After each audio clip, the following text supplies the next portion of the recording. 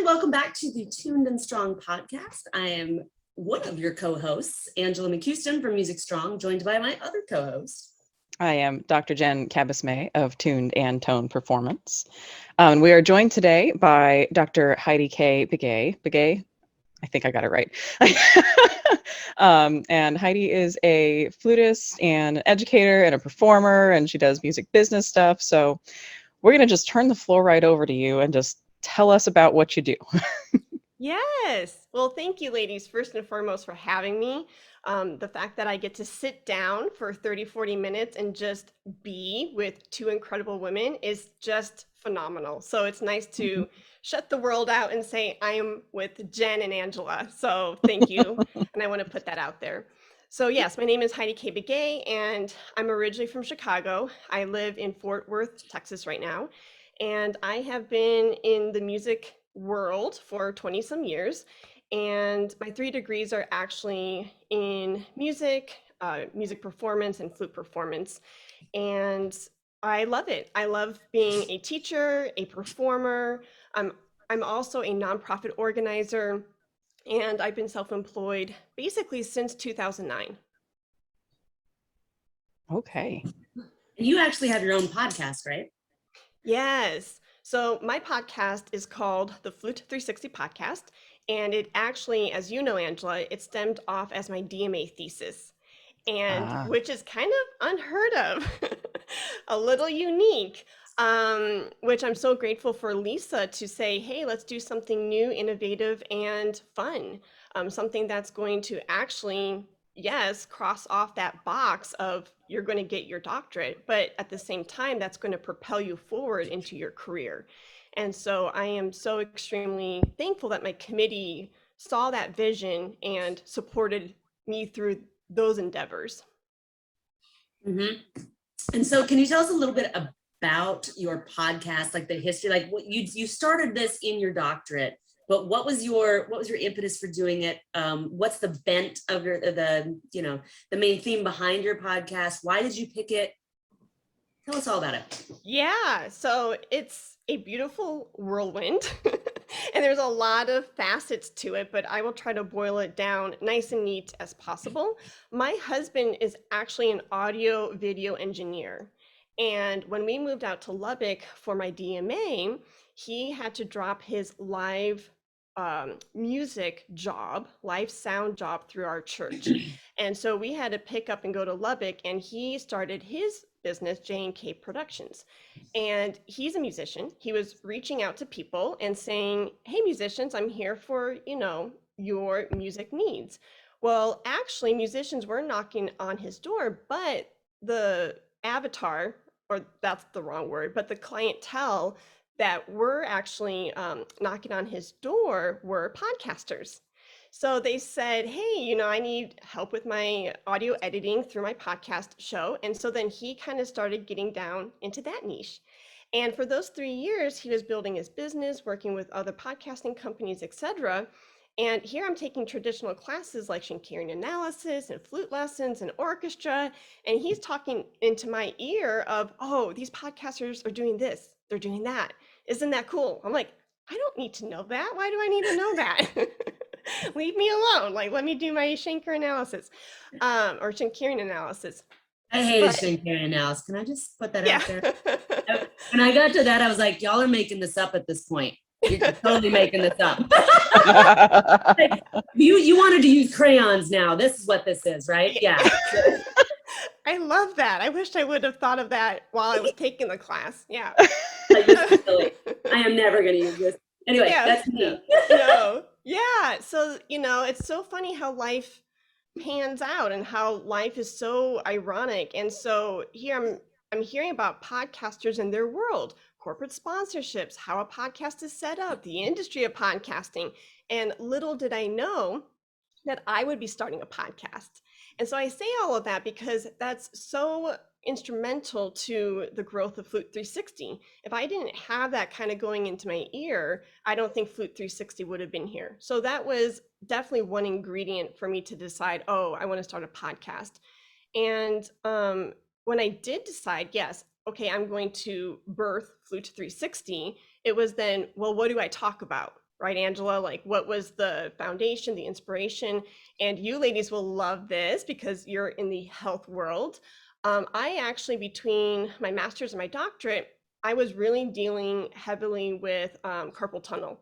And I was dealing with it because I taught 50 to 60 students in Fort Worth, and I was playing with them in every lesson. My flute was too heavy, and I was overworking my body. It was not a good setup.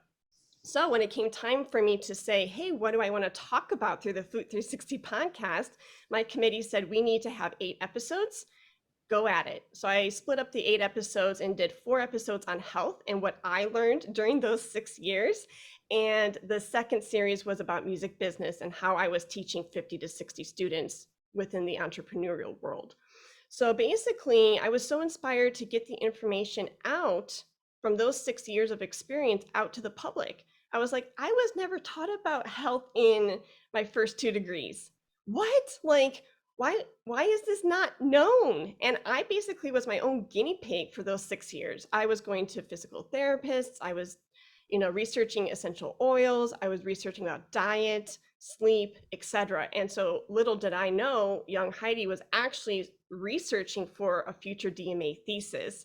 So when it came time to purge the information through a podcast or through a thesis, that information was already there because I was doing it for 6 years, and all I had to do was just start talking about it and referencing reputable resources. Yeah. Yeah. Yeah. That's there was a lot that you just unpacked there. So, Yeah.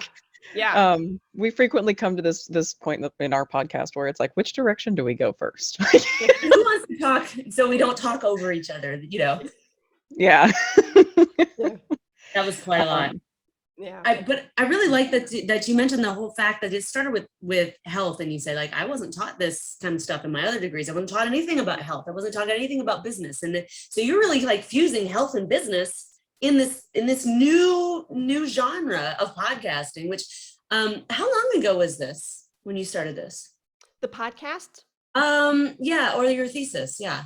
Yeah, so I started the program in 2015 and I graduated in 2018.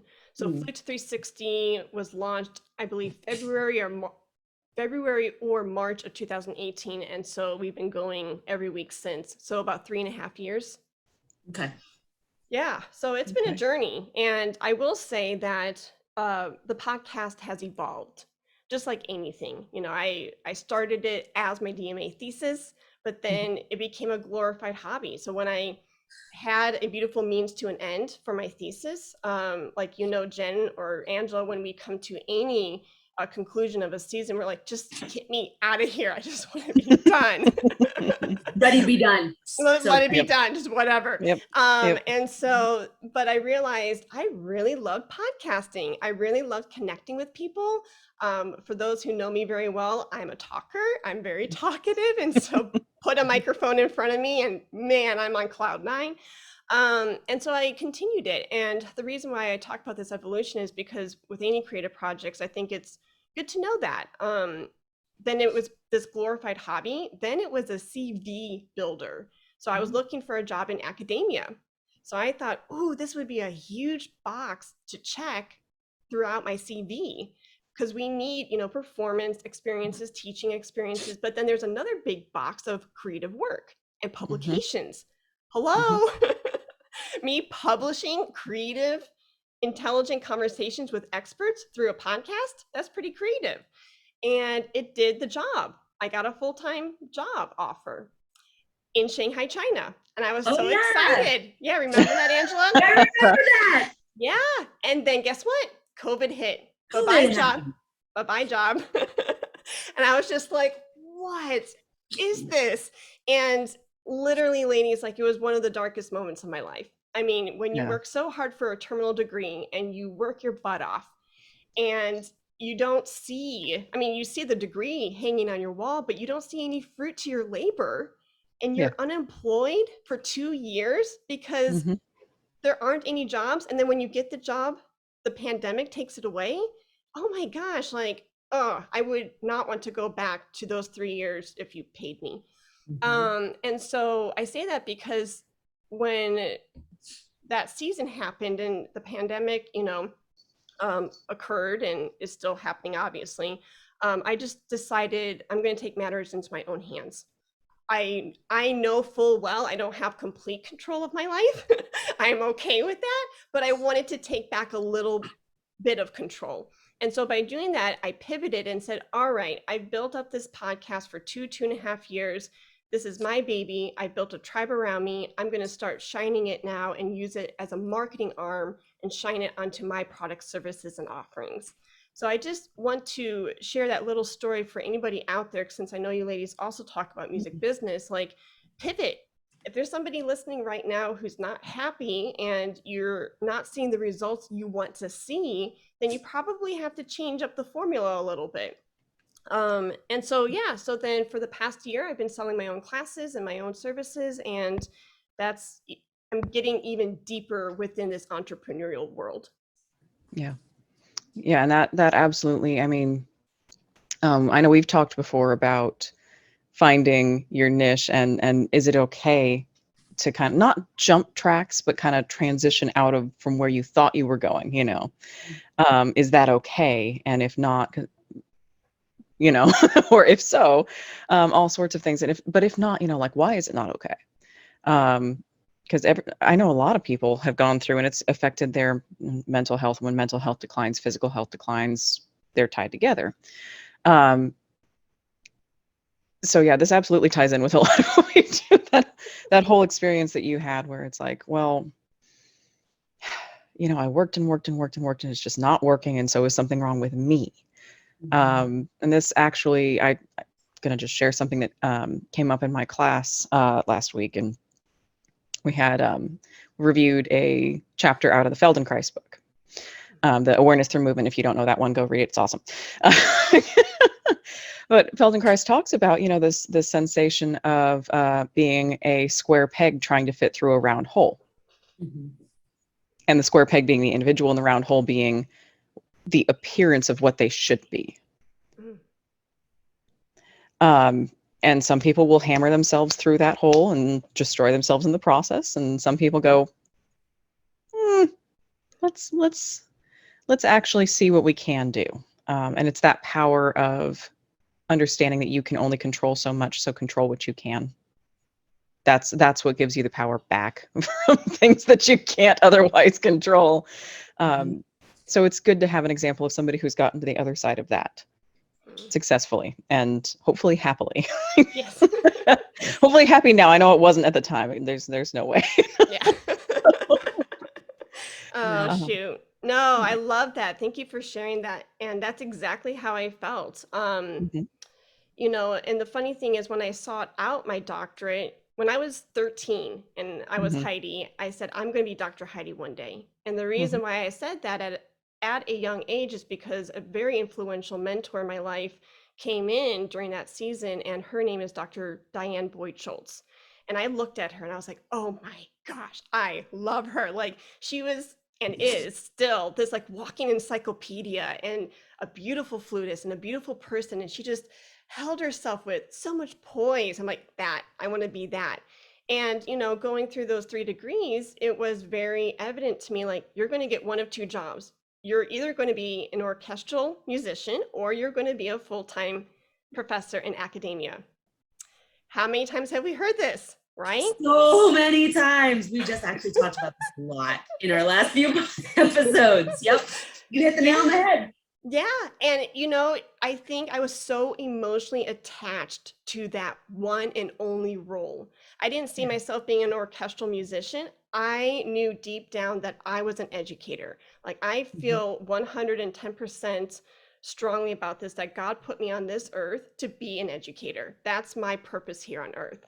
And so if I couldn't get that one academia job that, by the way, doesn't really kind of exist because there's maybe one a year that's full-time tenure tracked, then, all was lost. All was horrible with the world. And then it took amazing career coaches in my life, like Garrett Hope, who you guys are going to talk with later, to just say, Heidi, we're going to pick up your amazing, beautiful skill sets and we're just going to pivot. We're just going to do that up and over. Yeah. Like there's opportunities over here. Just because you're not working necessarily here in that academic building that you saw yourself in so strongly doesn't mean you can't use your skill sets over here. And if anything, I felt like during that crisis, I felt like, why the heck did I even get my doctorate? This DR means nothing. It might as well be, crap paper, excuse my French, but it might as well just be, something that, I don't know. I felt I had a lot of emotions around that. But in actuality, the positive, the funny thing in all of this is once Garrett kind of picked me up with other coaches in my life, like Glory and Kathy, etc. And then I realized, oh my gosh, like I'm really good at being an entrepreneur. And I'm not just an educator, but I know admin. I'm pretty good at marketing. Oh my gosh, I'm a really good public speaker. Do you know what I mean? And then I just realized like everything that I had trained for, just because it didn't fit into that square hole, didn't mean that I couldn't use it, but over here and serve my community in this way. Yeah, absolutely. Yeah. Absolutely. I've been through that. And I'm still going through that to some degree. I think a lot of us do too. So if you're listening to this and you're either going down the doctoral path or coming from the doctoral path and you haven't found your landing spot yet, you are absolutely not alone. We're all in the same boat going. And you know what, Jen, like do? literally that reminds me, the full circle here is it didn't feel like at the time like my doctorate had any weight. And like, what am I going to do with this? But then when I realized all of those skill sets that I just listed off, I realized then on the other side of it that my doctorate actually had more weight. Like I felt even more like Dr. Begay because guess what? I had to be extra creative. I had to be courageous. I had to have guts. I had to figure it out and make it work. I had to put on my thinking cap and go out and continue to learn, even if it meant learning about marketing. And that's not what I had learned in school. But I had to be brave enough to say, guess what? Continuous learning, just because you have that terminal degree does not mean you know everything. You got to keep at it, keep at it, keep at it. And so at the end of this year, I looked at Garrett through a coaching call. I'm like, I really like, oh my gosh. So you have to kind of push through, obviously in a healthy way. You have to push through and just forge that path and get through the dark forest and find those beams of light. And then when you get into the clearing, you're like, oh. Yep. Absolutely. Yep.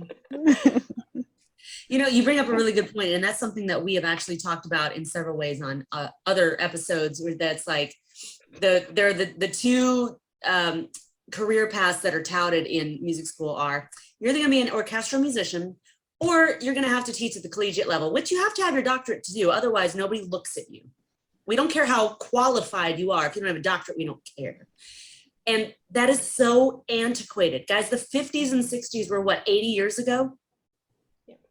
50, 70 years ago. I don't math well. I don't know. It's a long time ago. There was no internet in the 50s. Let's just put it that way. Okay. But it's such an antiquated view, and it's not relevant to today's musical aspirations. When you come into going to school for music, we have to stay relevant. And those are so antiquated. There are so many more opportunities for musicians to assert themselves in so many different ways that were not around back then.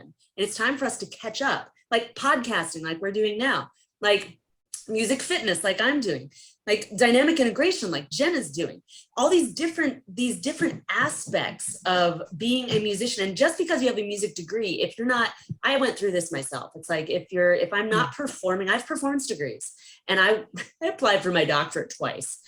And both times I felt it wasn't right, but I thought it was what I was supposed to do. And they were disasters. And I embarrassed myself horribly. And it was just like, Angela, you don't have to do this. You don't really want your doctorate. You don't really need a doctorate. Why are you doing this? And I was like, honestly, because I thought I either had to, or I didn't know what else to do. I went, all right, suck it up and figure it out. Give yourself some time. You don't have to do what other people say you have to do. You don't have to get a doctorate. Also, how are you going to pay for it? I don't know. So I didn't, right? And it just kind of brought home the fact that it's not for everyone. And then I realized I don't need this to do what I want to do. I don't need this. I needed the master's. but I didn't need the doctorate. Mm. And so I had this whole thing maybe a few years ago. I thought, am I selling out? I'm doing this whole fitness thing. I don't have degrees in fitness. I mean, I have certifications, but I don't have degrees. Does that make a difference? No, it does not. Because what I realized is if I had not had those music degrees, I would not be able to relate to people on a certain level. I wouldn't know what they're going through. I wouldn't know the demands. I wouldn't know all of that. So those degrees can serve a different purpose than what we originally think that they serve. And there's value in that. Yes. Yeah. Oh my gosh. To the umpteenth degree. I'm over here like I'm getting really jazzed up. Yeah. Go for it. Yeah. Go for it. Yeah. Yeah. Or is this the time for us to take a quick commercial break and talk about the Music Business Summit? We're going to be right back with our guest, Heidi Kay Begay, Dr. Heidi Kay Begay. We'll be right back. Hey there. My name is Dr. Garrett Hope. I am a composer, coach, podcaster, and speaker. I've been focused on building my music business since 2014 and helping others build theirs since 2015. I want to tell you about the second annual Ultimate Music Business Summit we are organizing. It'll take place early January of 2022. There will be dozens of presentations with highly actionable content, all of it available to you so you can start your business, grow your business, and ultimately make more money. Because here's the deal. Unless you earn all of your income from an employer, you are a self-employed small business owner. And if you want to do more than survive, if you want to grow your audience, or if you want to impact more people, you have to think and act like a business owner. And that means this summit is for you. This summit will give you real-world, not theoretical, strategies you can implement immediately. You don't need to be stuck with fear or living in your failures. I promise you, with all the teachers lined up, you will get something you've never thought of before. Even though building a business is hard, no one is promising it's easy. It is possible. You just need the right tools and strategies. Tickets for this virtual event will go on sale soon. To be the first in line and to get more information about the summit, presenters, and more, go to musicsummit.biz. That's musicsummit.biz and add your email to the list. And we're back with Dr. Heidi Kay Begay, and we are talking about the pursuit of paper and how those certain things are just a little antiquated when it comes to music schools and what we're supposed to be studying and doing with our lives, and pivoting and a whole bunch of things. So I don't even know exactly where we want to pick up with this, but we were talking about, we have those two paths that are really touted as this is what you should do, which is either teach or perform, and only in an orchestra, because if you're doing anything else, like if you're playing jazz or if you're a session player or you're on tour, well, you're just less than, which is insane. Or you're trying to get that one teaching job, because let's be real, there's like one. Which means you have to take a lesser job, which is also insane. So we're also talking about how music degrees actually benefit us in ways we didn't think of, how they can actually help us create the career that we want. They are a means to an end, not the end. Yeah. Yeah. I know for everything that I'm doing right now, I always starting in a new role right now, you're meeting a lot of people, there's a lot of orientation, whatever. And I'm getting like, well, what is it exactly that you do? So my favorite part is, well, and because they always want to know what your degree is in. Like, well, my degree is in clarinet performance, but my specialty is, it's the music and the health and the movement and the cross application of strength and movement based therapies to daily practice. And they just kind of look at me like, what? I didn't know that was a thing. How can that be a specialty for a clarinetist? But it's that, the degree title is just performance. So yeah, if I'm not performing, well, am I still a clarinetist, blah, blah, blah. But if I hadn't had all of those experiences before, all of the pieces of paper that I have, I really don't see in my approach, there's no difference if I'm teaching clarinet or teaching strength. There's no difference if I am practicing clarinet or practicing wellness. They're the same thing for me. And I don't think I would have come to that conclusion if I'd gone down the health route to begin with. I think I would have not, because it's a different kind of methodology, if you will. There's a different kind of strictness. There's some flexibility, but there's an expectation. But what you were talking about, Angela, with that, you were tempted to go down and get your doctorate because, well, you're just supposed to if you want to go to this next level. I know I've felt it and I've seen it too, where it's like, well, things aren't panning out right now, so obviously I need more training. What's funny is I never felt that. I felt like when I got my master's, when I got my bachelor's, I was like, there's still more I need to learn. I am not where I could be. I've not realized my full potential. There's a lot I don't know yet. When I got done with my master's, I was done. I was like, no, I don't need it. So it wasn't like I felt like I needed more training. And that's the back and forth in my brain about that one. Yeah. When I say need more training, I don't mean like you feel like you're not capable. Right. I mean, like you feel that you don't have whatever the magic pass is that's going to get you in the door to what you think you should have. Yeah, I didn't want to leave anything on the table because I was like, do I want to teach? I don't know. I'm good at it. I could do it. That's not a reason to go into something. I could do it. Yeah. There's no passion in that. I mean, I like the orchestra I play in, but we're a regional orchestra. It's not a full-time gig, and I have auditioned for so many full-time gigs, full-time orchestras, and here's a funny story. It has nothing to do with it. It's just kind of interesting. I've won every single audition I've ever done in person, and I have not made it to any second round of a blind audition. If I am like, I have a rapport, verbal, like you can see me, I can see you in this audition, I've won it. Every single one. Mm-hmm. If it's behind a screen, I've lost every single one. I haven't even advanced. So, when I'm going back and forth about the whole regional orchestra thing, and I'm like, I'm not auditioning anymore. It's not like I'm too old for this. It's like, I don't have to. My worth isn't defined by playing in an orchestra. There are too many other opportunities. And no offense, I don't care about Mozart. Mozart's great. There's other stuff. I don't have to care.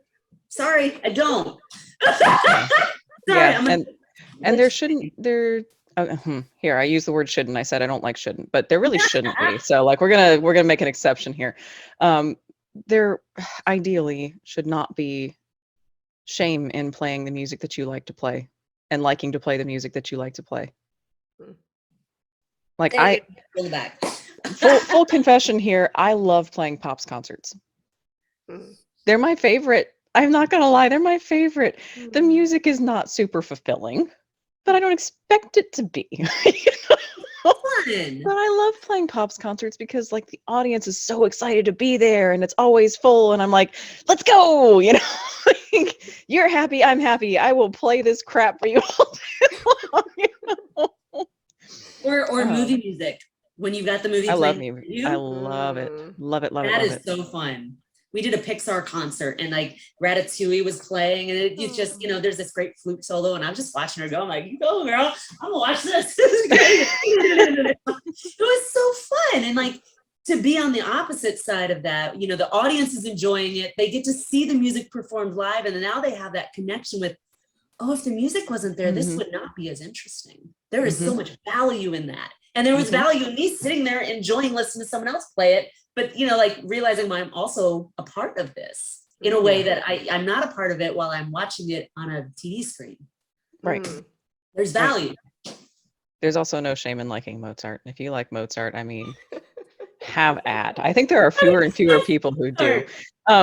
Yeah, no, not getting after you, Angela. Just like we've gone down this whole like Pops and, just like if you love Mozart, we're not insulting you, by the way, just to throw that out there. He's a cool dude. Old school rock star. That's what I say. I think people are kind of getting tired of the boys, right? And what I'm hearing with the Pixar and the Pops from you ladies is you like playing music that resonates with you. And think about our culture, especially Americans. Film, I mean, come on, like movies, going to the movies, like that's what we grew up with. And so we can resonate with that because that's our world. Yeah. And there's a lot of great music composed for film. Yes. Yes. I was leaving. Can I tell you like something really kind of funny and weird of me? I don't Please mind. do. I'm an open book. So I have 3 fur babies, Gizmo, Maestro, and Lexi. And so when we leave the apartment every day to go get groceries or errands or whatever, I say, okay, babies, I will be right back. And I always keep a light on for them, and I always turn on a movie for them because, obviously they need a movie, they need sound. Eric says they don't, but I truly believe they do need a movie.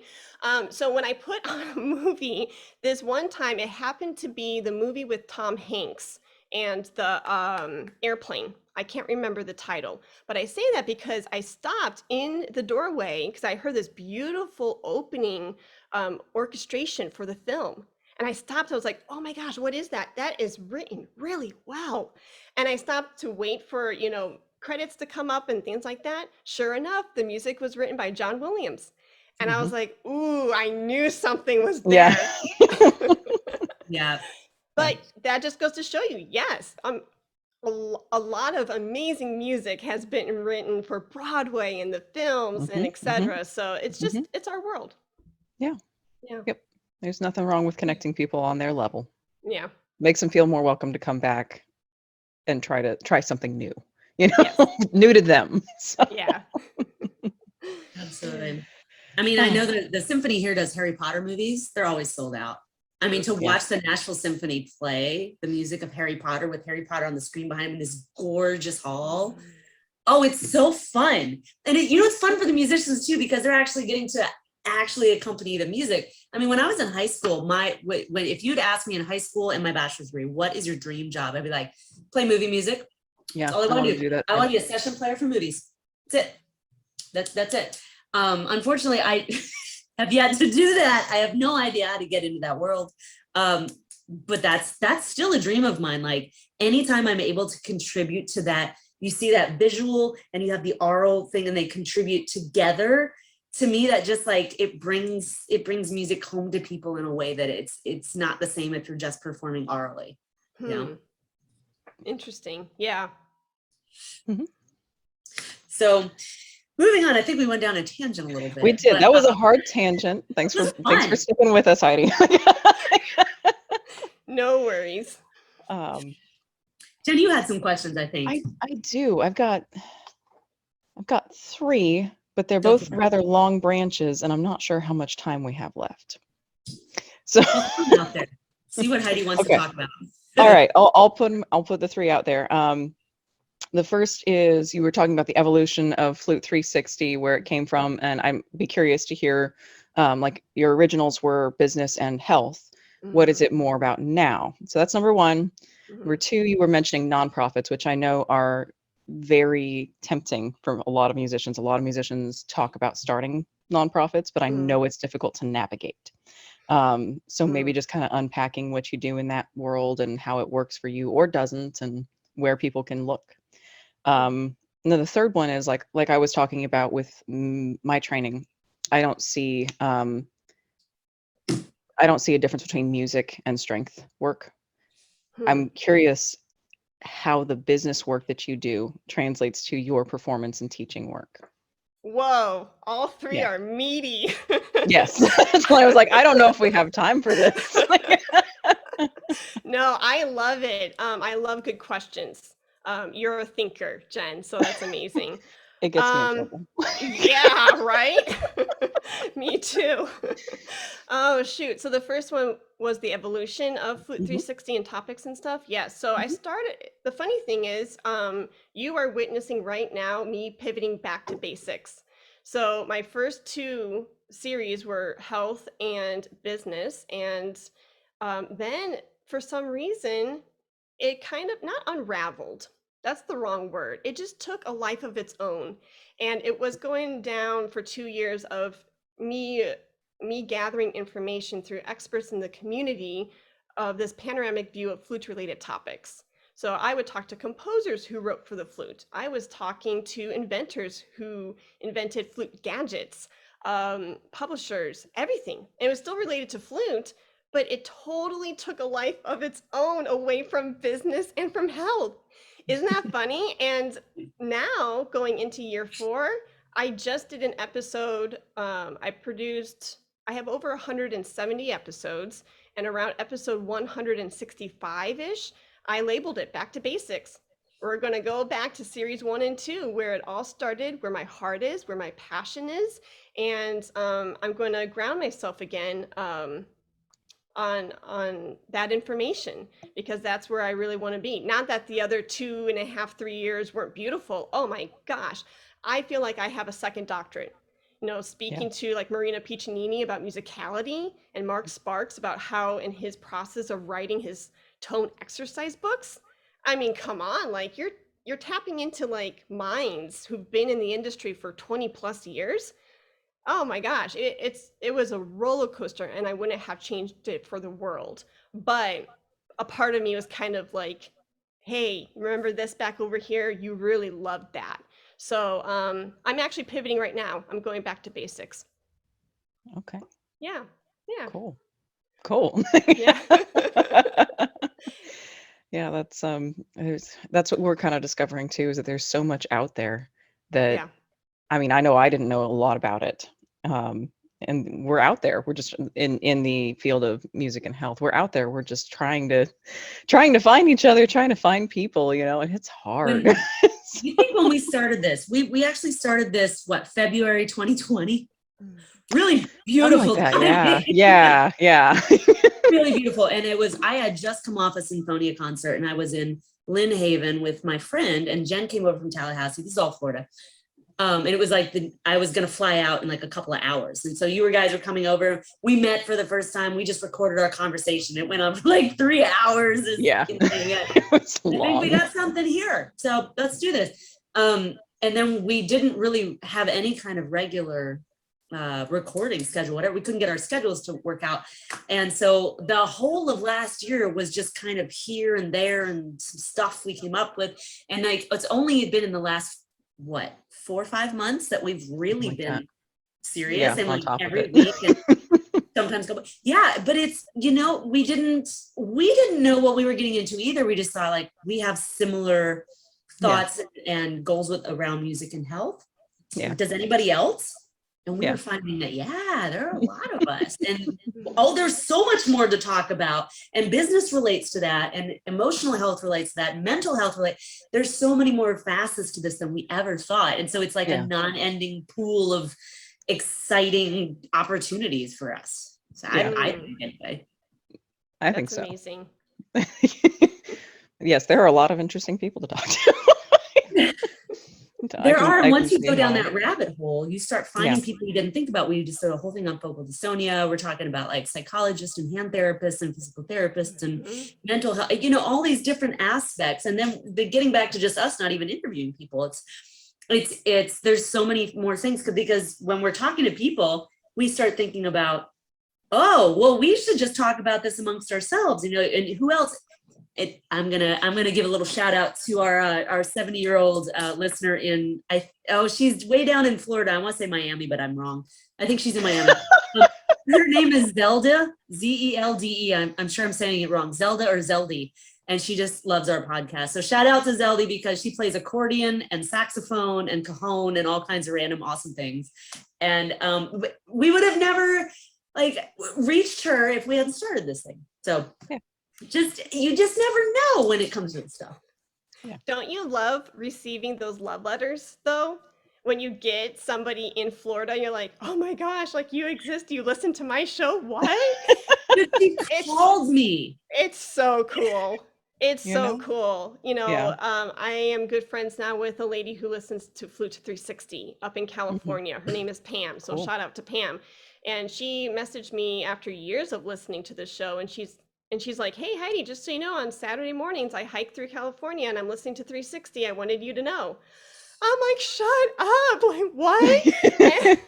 And then like Sue up in St. Paul, Minnesota, I become good friends with her. And she's actually taken a podcasting class of mine. Messaged me and just said, hey, Heidi, like I listened to your show at a dog park in St. Paul. And I'm always with my little dog and my best friend, and I'm listening to these interviews, and I just want you to know that I'm here. I'm like, thank you so much. Like, it literally just means the world to me. Yeah. And I mean, because you're putting stuff out there, and we are too. We're putting things out into the world, and we have no idea. No Oh. idea if they're actually reaching anybody. Right? It feels like crickets, but I will say here's a podcasting tip for anybody who wants to start a podcast. Even if you don't initially get that engagement, Yeah. it does not mean that people aren't listening. They are listening and they are watching. I promise you. Mhm. Yeah. Mhm. You That heard it lady here in Miami first. called me, and I'll never forget, I was about to get to work and I got a phone call and I was like, "Hi, this is Angela." And she goes, "Hi, this is Zelda from Miami, blah, blah. I listen to your podcast. I'm 70 and I play blah, blah." I'm like, "Oh, I want to talk to you. This is amazing." And she's like, "Tell Dr. Jen she's awesome and she's going to do just fine." And I think she's right on with whatever she was talking about. She's like, "Yeah." She was so cute because she said something like, "I forget that we're not on a phone conversation when I'm listening to your podcast and I'm talking to you and then you're not answering me because I feel like we're on the phone." I'm like, "Oh, that's awesome. That's what we want." You know? Yeah. Like, well, I just want to tell you because I yelled it at the computer or whatever it was because you couldn't hear me. I wanted you, please tell her that. Okay. That's so awesome. Like the fact that you can reach people like that, it just makes me so happy. I love it. Yeah. Yeah, and I even love it too when they call you up just like that and then they talk to you like it's so weird because it's this one-sided relationship in a way at Mhm. first because you don't know anything about them, but they know everything about you. And it's just like, whoa, like what did I just step into? Like, you know, when Mhm. Sue called me, she talked to me as if I was like a BFF. And it was the coolest thing. Like, oh, our relationship just scaled like that. I mean, I had to get to know her like instantly and meet her where she was with me, if that makes Yeah. sense. I mean, Yep. she was talking to me like, "Oh, how's Eric? How are the kitties?" I'm like, "Hmm, yeah." I mean, I loved it. I wouldn't change it for the world, but it's really interesting to kind of like be in that space. It's odd, but it's beautiful. Yeah. Yeah. Yeah. It's too fun. So actually, this is something a good segue point, I think, for us to. Well, we had those two other questions. Do you want to go No, down that how rabbit about hole first? if you got something else, go ahead. No, it's just about what's coming up in January that she has to talk about. So we can save it, or we can go back to those questions, or we can talk about it now. It's up to you. Where are we at with time? I know we're coming up on it. Mm. It might be a good time to talk about the summit. We might have to bother you for a second booking. Is what we might have to do. No, that's great. Yeah. So the Ultimate Music Business Summit is going to be held January 6th, 7th, and 8th, 2022. And this is a really good segue, like Angela said. You know, we're talking about really, in a sense, what we're talking about between podcast host and listener is a community. You know, we're reaching out and building a tribe and pulling them into our orbit. And so I really feel like the Ultimate Music Business Summit is just that. It's the second annual event. Last year it went down and Dr. Garrett Hope is the founder and creator, and he ran the whole shindig by himself, which is amazing and blows my mind. And so then this year he decided, okay, I want extra help. So he onboarded myself and our colleague Arthur. And we've been designing and organizing this event for the past 3 or 4 months. And it's been a wonderful journey. I love learning with them. And the intent of this summit is to give musicpreneurs, you know, anybody who's self-employed or thinking about being self-employed, the tools in order to start succeeding. Now, obviously, we're not like teaching you like very heavy, in-depth, you know, going down a rabbit hole of just marketing, but we give you like actionable steps that you can take away about marketing or networking or how to fundraise for your next creative project. Website design, audio production. So we have close to 40 presenters at this event, and they are all experts within their field. And it's a free event. You totally can get a free ticket. You just go to musicsummit.biz, B-I-Z, and you get your free ticket and you can join us and peruse through the videos. Some videos will be live. Or some events will be live, some will be pre-recorded, and some will be hybrid, where it's pre-recorded, but then afterwards there will be a live Q&A where you can pick the presenter's brain. And so I think it's going to be an amazing event where people can interact and have that community and bring people around so we can grow, learn, evolve, and just join and enjoy each other's companies. So that's the purpose of UMBS, and I hope people come to check it out.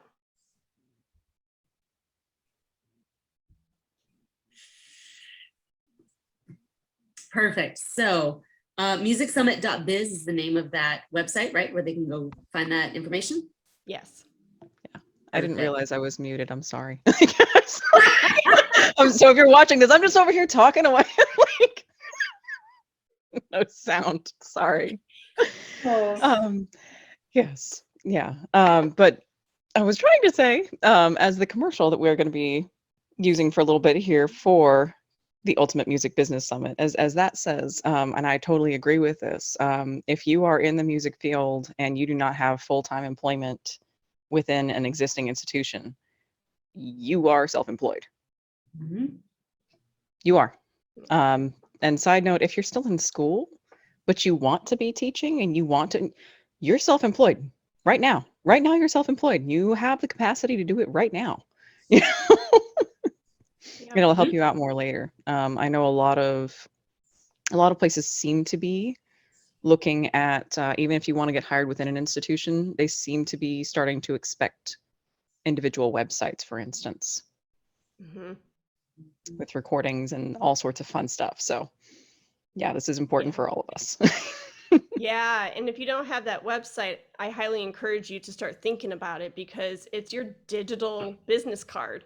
I don't think a 21st century musician can go out into the workforce and network and start building those relationships for opportunities, whether they are nonprofit or monetary opportunities. If you don't have that website, how can you be found? So I think having a website, even if it's DIY in the beginning, just get it out there, get your Mhm. information out there so people can find you and they can work with you. And then over time, you can really tweak the branding. You can work with a website designer, a graphic designer, and blow it up. But I think a website is a must for our current times. Yeah. Yep. I agree. Yeah. Completely agree. Put that in the list of things we weren't taught in music school. Yeah. But I think we mentioned that in another episode. I think it was with Ashley, the one that was released Yeah. actually this week. This week. Yeah. Yeah. So it was basically when I was in graduate school, it was make sure you have a website and some business cards. Oh, and make sure your resume is up to date. You know how many people care about my resume right now? Like zero. Nobody really cares. They want to know, how can you help me? And that's what your website has the opportunity to tell people. A business card just gets them to go to your website. You don't have a website.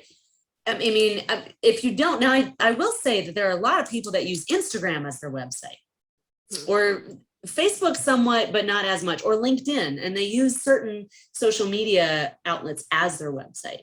So the only problem I have with that is, tell me what you think, Heidi, is that you don't want to spend too much real estate on, too much time on someone's borrowed real estate, Yes. to speak. Yeah, you need your own. And speaking of borrowed, even social media in my podcast, well, especially social media, right? It doesn't matter how many followers you have. They're essentially not yours. Like if Mhm. Instagram were to change their algorithm or something, like that list is not yours. You have to get them on a newsletter. That's your list. And I wished I would have started a newsletter from day one with the podcast. Live and learn. I didn't know, and you don't know what you don't know, but the newsletter list is vital, and because that's your list, you own it. So that's my 2 cents about that. So I have a quick question about that. So two things. Number one is that I had somebody tell me, who's in the business world, basically, like, don't call it a newsletter. Like, well, what do you call it? Or you're on my email list. It's the same thing, but there's some have you found that there is a connotation towards newsletter versus be on my mailing list? Have you found a difference in that? Like, with words are important. So have you found any kind of difference with that? I couldn't really speak to that per se. I do know where this person is coming from though, because the inbox is like the holy grail, right?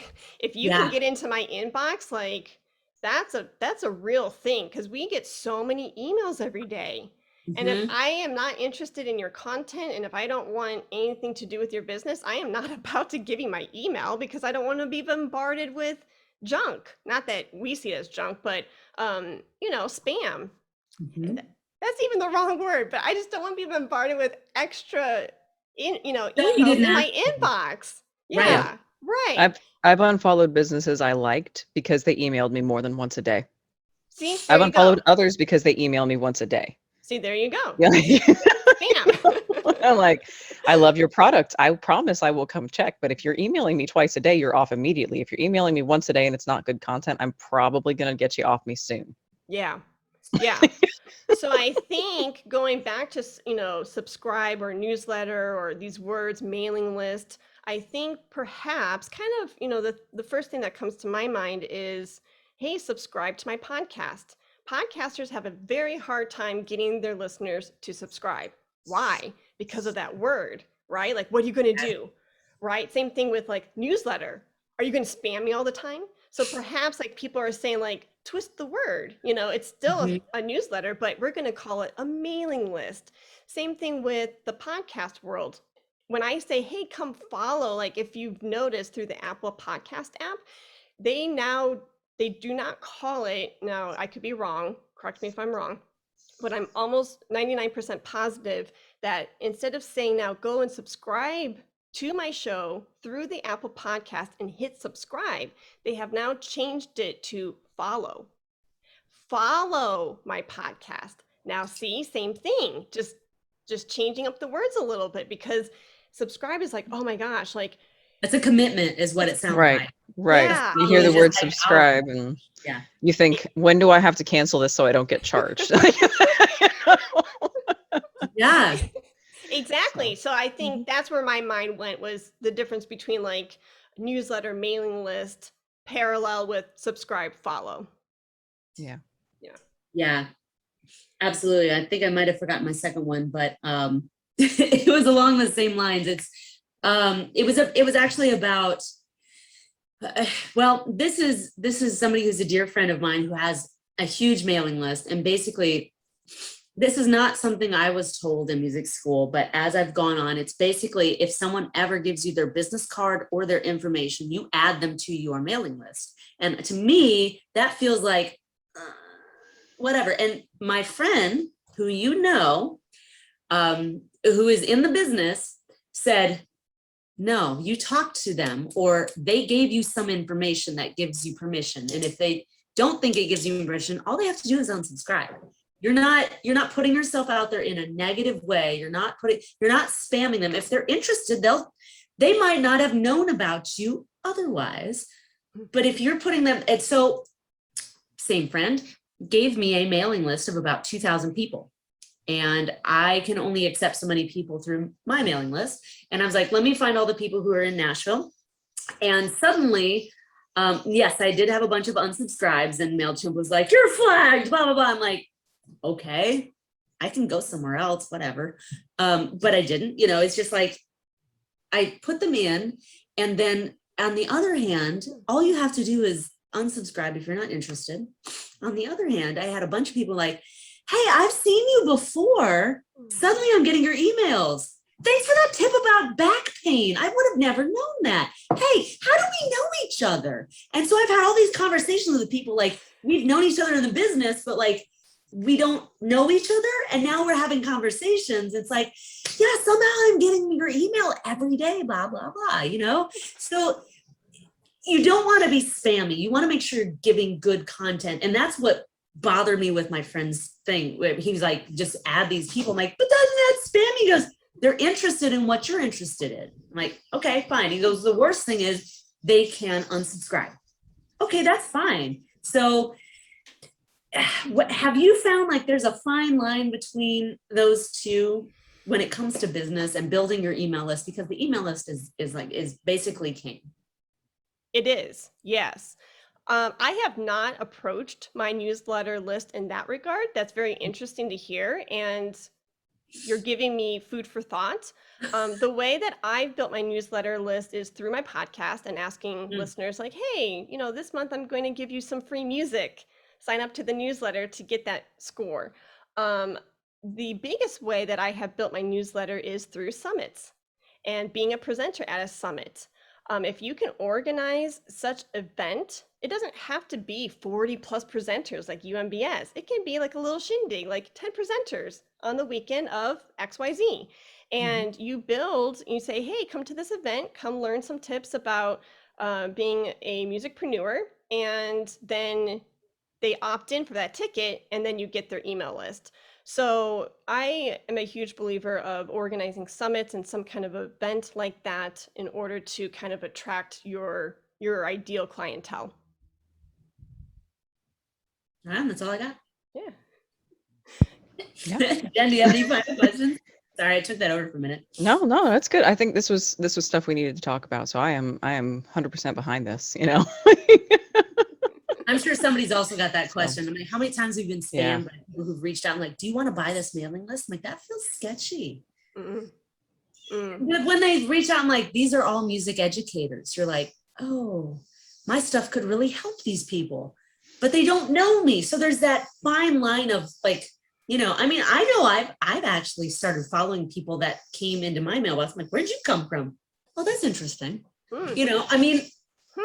You don't want to be sketchy about it, but I know it's a weird thing, but it's not something we really would talk about either. So no, you bring up a good point too, because that's starting a relationship. And I'm a huge believer in, again, this is an example of interaction, and from interaction comes inspiration. But building that relationship has to start somewhere, right? And I've had composers just email me and they put me on their mailing list to say, hey, new flute work. I'm like, oh, this is cool. I wasn't expecting this, but this is nice. And then from there, here's a tip for you. Then you reply back. So when you notice somebody, emailing you new works, new services, and you're like, oh my gosh, that's totally up my alley. This guy or gal is, like right on. I love what they're doing. Right? Just reply back to that newsletter and say, hey, I'm Heidi, or hey, I'm Jane, I'm Joe. And then you build that relationship. And I'm telling you right now, you never know how that's going to evolve. It can evolve into a business partnership. It can evolve into a corporate sponsorship. It can evolve into you working for them. I kid you not. So like last month, a composer had emailed me, and he's actually a sponsor for September for Flute 360. All because I said, hey, I love what you're doing. And we started a relationship. We went back and forth maybe 3 times in an email, and then realized we had a lot in common. Hey, I would love to support you. Would you like to support me? And then boom. So you just never know. Always have, your eyes and ears wide open, and all of these amazing opportunities will come through your door. Cool. Right on. Could not have said it better. So I think this could go on for a lot longer, but I think it's probably best for us to wrap it up. So Heidi, thank you so much for coming on our podcast and sharing these valuable tidbits of wisdom. Oh my goodness. Thank you, ladies. And for anybody who is a content creator like you guys, hats off to you. It's a lot of work, and we thank you. It's no joke to record these, schedule these, think about the content, post-production, market it. I mean, so your tribe and your community is so blessed to have you two ladies. Thank you so much. Thank you for being here. Yeah. Where can people, 2 questions. Besides, where can people find you? Do you have any resources that you recommend for people? Yeah. In anything we've talked about, actually. Ooh, okay. So people can find me through anything Heidi Kay Begay. I've really gone off the deep end with Heidi Kay Begay because it rhymes. And my husband's name is Eric J. Begay. So we got this little rhymey thing happening. Oh gosh. So if we ever have kids, I'm going to be that mom who's like, Ray Begay, May Begay, Faye. I'm going to go all out. But that's a story for another day. So you can find me at anythingheidikaybegay.com. That's HeidikayB as in boy, EGAY. HeidiKaybegay.com, and you can follow me through Instagram, LinkedIn, Twitter, Facebook. All my handles are Heidi Kay Begay, and I'm the host and creator of the Flute 360 podcast. Cool. And what was your second question, Angela? Do you have any resources that you recommend for anybody? Resources in general, or like? Well, yeah, in general, things that have helped you when it comes to business, podcasting, music, making a niche for yourself, etc. All those things we talked about. Okay, so the number one website and service that I want everyone to buy right now is called Calendly. CALENDLY. It's $144 a year, very budget friendly. It will make your life amazing when it comes to scheduling. You just send them a link and say, schedule a lesson, schedule a coaching call, schedule a business for that nonprofit organization's meeting, etc. And instead of going back and forth, is Monday good? Is Tuesday good? No, Tuesday's not good. Morning's good, but afternoon's not. Oh my gosh. Like, Yep. You just send them a link and then they choose what's good. It shows up on your calendar and you're done. And it syncs up with my, speaking of newsletters, it syncs up with my MailChimp, it syncs up with my iCalendar, PayPal, and something else. You can integrate so many different apps within Calendly. So that's my resource for today. Perfect. I know that made scheduling this podcast a lot easier. See, there you go. you know, because we were already on the phone. We're like, oh, the schedule's right here. Great, let's look. So. Well, right. Like, how do you schedule, like, because you are so kind to bring me on and Dr. Hope on. How do you schedule 4 people? Say we were all in the same room at the same time. How do you schedule 4 people's, event to sync up in a room together, going back and forth with 4 different emails? That could take days. Yeah. So Yep. I don't know. I'm just, I'm all for it. So yeah, I love it. Cool. All right. Perfect. Well, yeah, we'll be sure to get the links and the contact information in our show notes. So they'll be there if you're listening to this or watching this and you want to know what we're talking about. Check the links below. yeah. Thanks so much, and we appreciate you coming on, Dr. Heidi. Thank you. Right. And thanks everyone for watching.